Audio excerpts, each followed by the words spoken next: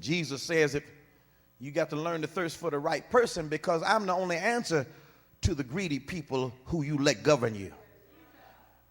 And by the way, if you had voted, maybe they wouldn't have been in office.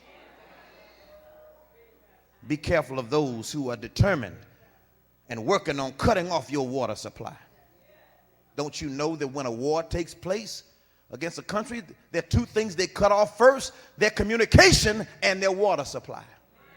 Come on, talk to me. I got some military folk in here. They cut off their ability to talk to each other, and they cut off their ability to live and survive. You can make it a few days without some food, but you can't live long without some water.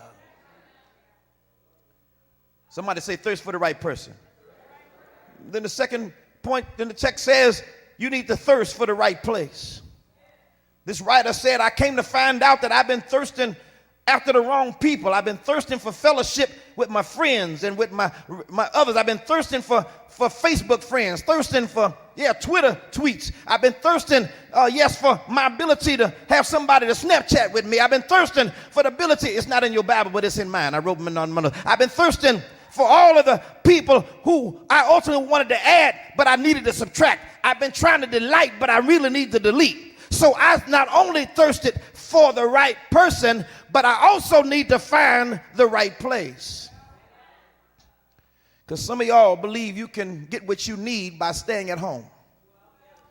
Some of you all have become YouTube Christians. Don't feel bad. Amen. I got some preachers I know are YouTube preachers. And that don't mean they don't come to church. It just means they preach what they heard on YouTube instead of what they got from the Word and their own studies.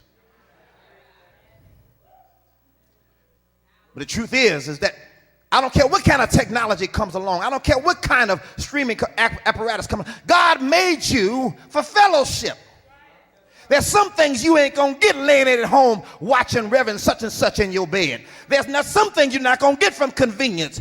I couldn't bless this baby, amen, from my bedroom the same way and put up on the screen, God bless you, little Kai, amen. Y'all, no. I had to put my hands on that child.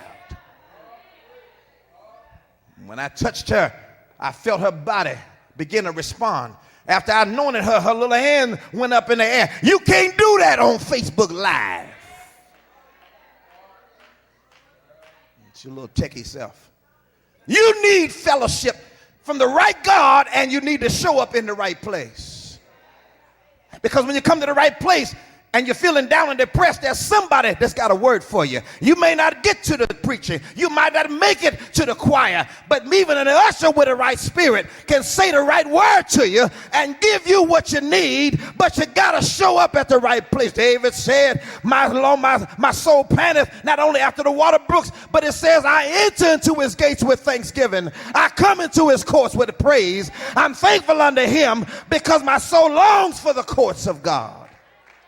When David had a sin problem, he said, against thee and thee only have I sinned, but he couldn't wait to get to the church house. When David's baby died and they said, David, your baby is dead, he said he washed himself, he straightened himself, he got up and he went to the church to give God his praise.